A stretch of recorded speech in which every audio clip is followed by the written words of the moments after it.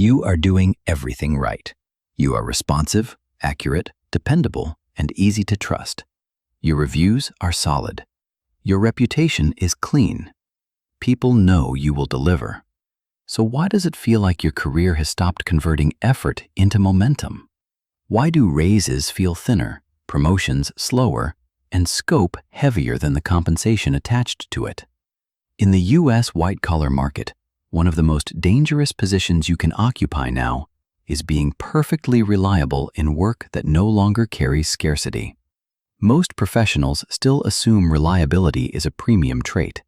They believe that if they stay sharp, organized, calm under pressure, and consistently useful, the enterprise will continue paying a premium for that dependability. That logic made sense in a messier corporate era. It makes less sense in an instrumented one. Companies do not pay premiums for virtue, they pay premiums for scarcity.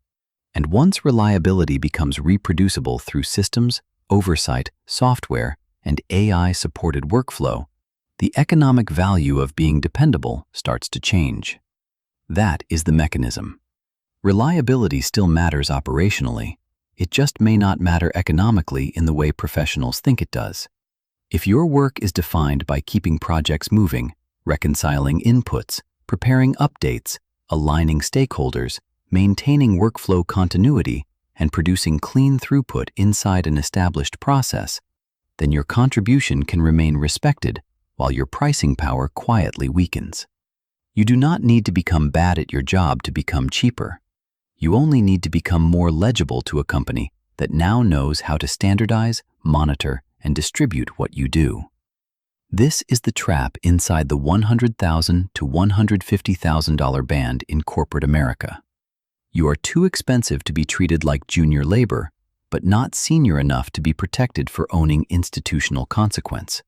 You sit in the middle, trusted, competent, useful, increasingly measurable. And that is exactly where compression begins. The firm does not always remove the role. Often it first removes the premium attached to the role. From the CFO's chair, this is not emotional, it is arithmetic.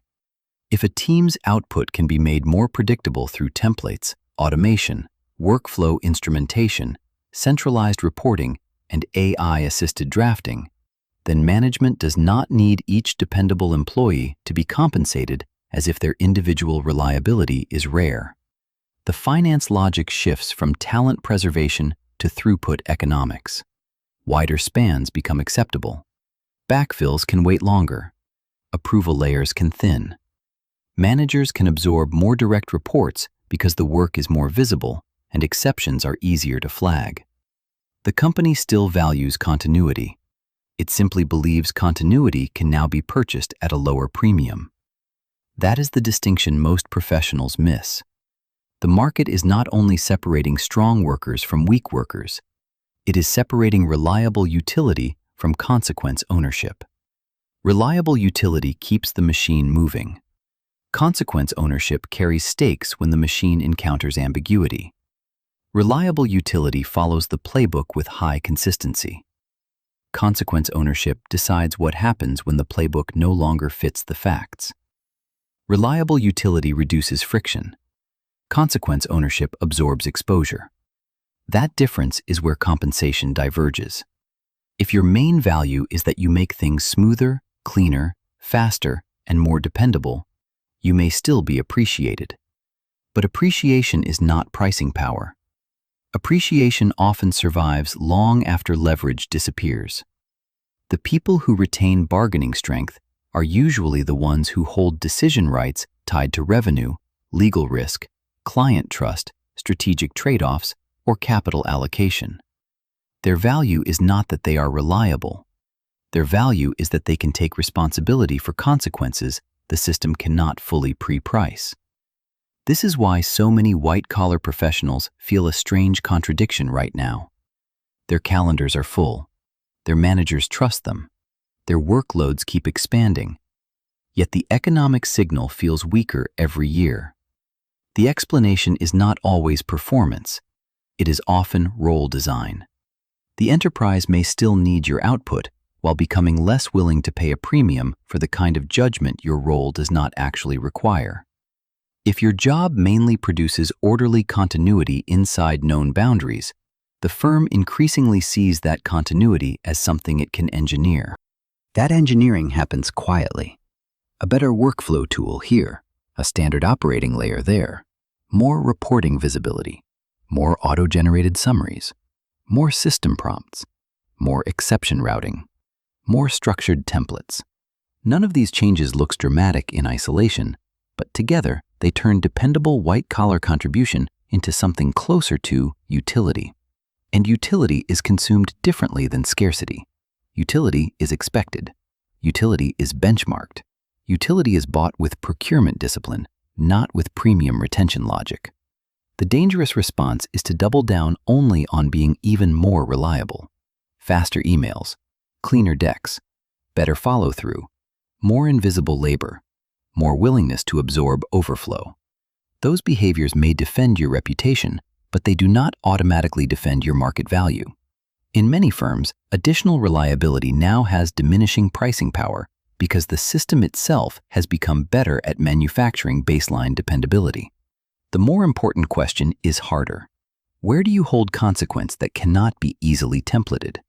Where do you interpret edge cases that affect money, risk, trust, or strategic direction?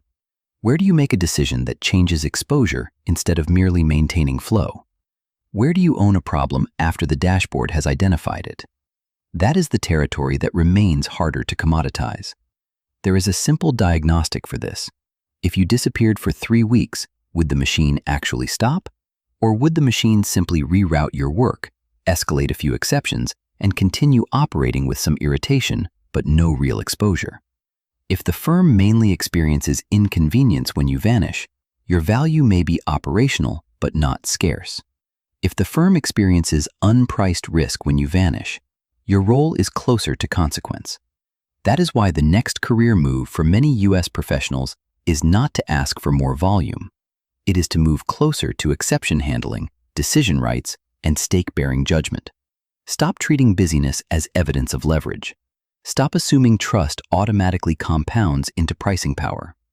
In this market, the enterprise still rewards reliability, but increasingly as a condition of entry, not as a reason for premium compensation. The warning sign is not that your job is becoming unimportant. It is that your reliability is praised while your jurisdiction stays narrow. Once that happens, the company can continue depending on you while becoming less willing to pay as if what you do is rare. And when reliability becomes utility, the role does not have to disappear for the economics to turn against you.